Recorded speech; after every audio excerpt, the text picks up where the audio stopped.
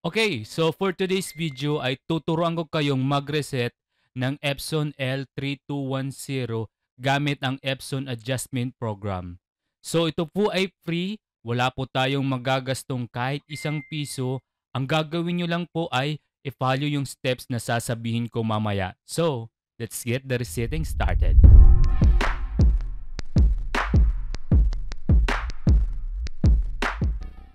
Here are the notes and requirements. Please read and follow before tayo mag-start ng resetting ng printer.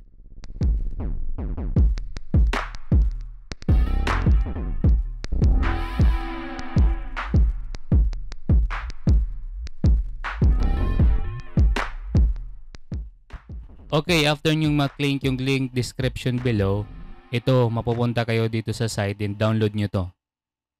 Click the download din.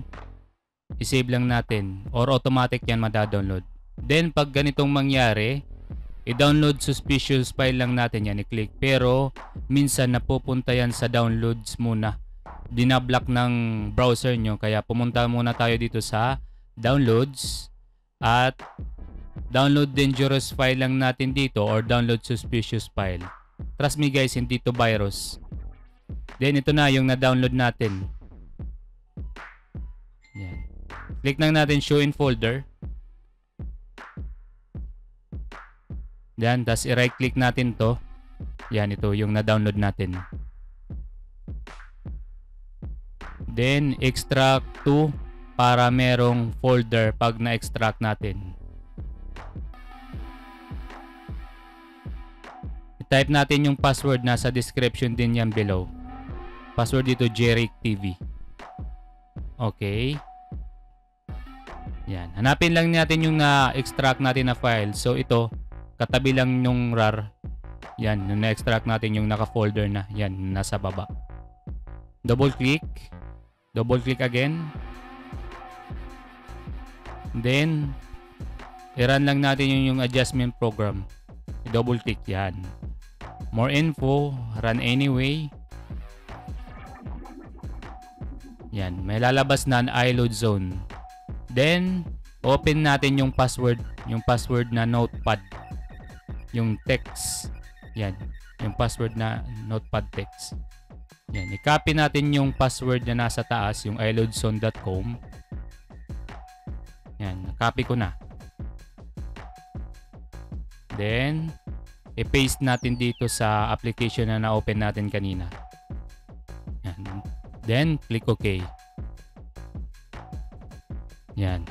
Then, ito na yung Epson Adjustment Program. So, siselect lang tayo ng printer na i-reset natin. So, for today's video ay L3210. So, hanapin lang natin dito.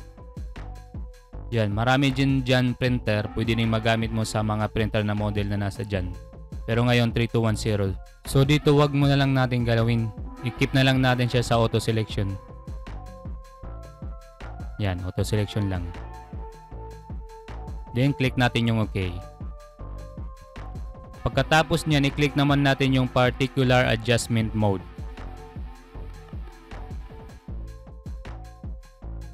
Then, i-click naman natin yung waste ink pad counter. Then, i-click natin yung OK.